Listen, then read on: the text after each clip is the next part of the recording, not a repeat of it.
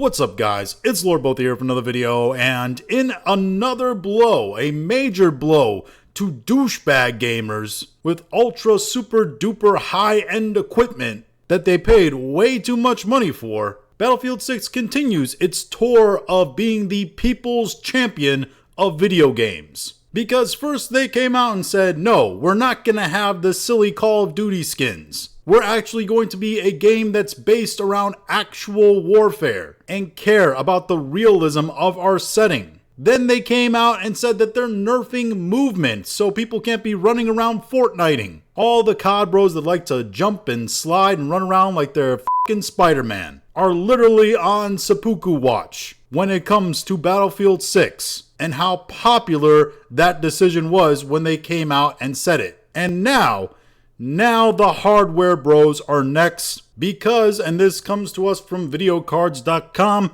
Battlefield 6 skips ray tracing to reach more players. And the article states that Battlefield 6 will have over 600 settings on PC, but ray tracing will not be among them. While the in-game console includes references to ray tracing, the feature will not be available at launch. In fact, Battlefield 6 may not support the technology at all, as no such plans are in place, confirmed by Comic Book in an interview with Ripple Effect technical director Christian Bull. Ray tracing itself is not a bad technology, but it is not suited for every player.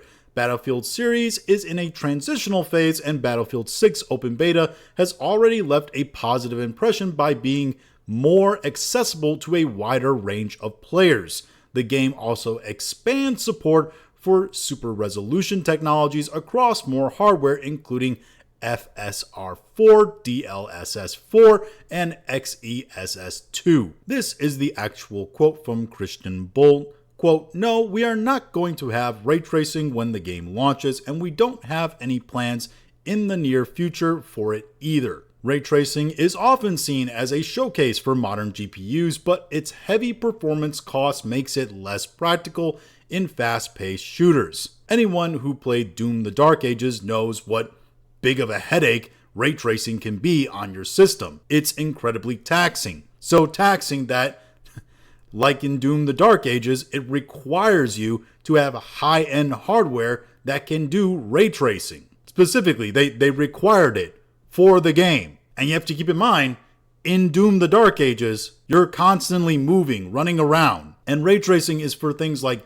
shadows and seeing clear reflections in the water. And you have to ask yourself, exactly why do I need the ability to count the veins in the eyes of the demon that I'm slaying in Doom: The Dark Ages? You're never going to have an opportunity where that actually matters. Likewise, you're probably going to be moving around constantly in something like Battlefield 6. So why you would need ray tracing in Battlefield 6, you just don't. Which is why they're not including it. They're actually being smart, because it's going to bog down performance, exclude a lot of players that don't have that kind of high-end hardware. So why not just get rid of this feature that doesn't really matter for the kind of game you're making and let more people be able to play the game? The article continues, in Battlefield's case, consistent frame rates and responsive gameplay are considered more important than reflections or shadows.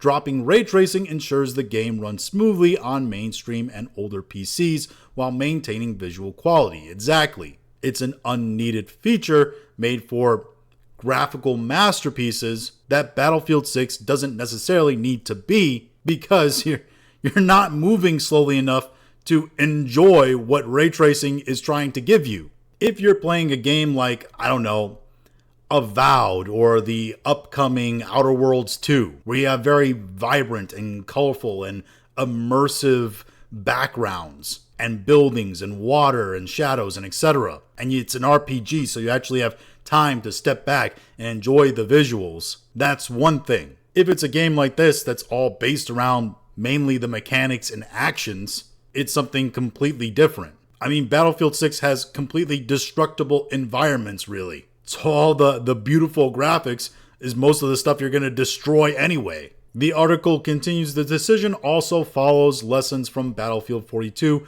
which launched with optimization problems and was seen as too demanding for average systems. Wow, what a novel idea, learning from your mistakes. This time, Ripple Effect is focusing on core gameplay with large-scale destruction, portal mode customization, and smooth performance across all platforms. With rich upscaling and frame generation support, the studio makes it clear that these features are not compensating for poor optimization. The engine already delivers high frame rates without relying on upscaling, which instead serves to further enhance image quality. So there you go. You're still going to get really, really good images and graphics, despite the fact that you're not going to have ray tracing. All in all, this is a really good thing for gamers. Getting rid of an unnecessary graphical feature that can really be only ran on a high-end hardware makes the game more accessible to more players, which will ultimately increase your sales, and also ultimately increase a positive reputation on your company, which EA and DICE desperately need right now with some of the absolute stinkers that they've put out in the past few years. I think this is the right move, I think this is the smart move, and I think this is the pro gamer move. But hey, that's just my thoughts on all this. If you have your own thoughts, go and leave in the comments. If you liked this video, go and like, share, and subscribe. If you didn't like this video, I appreciate you watching all of it, and we'll talk to you again later.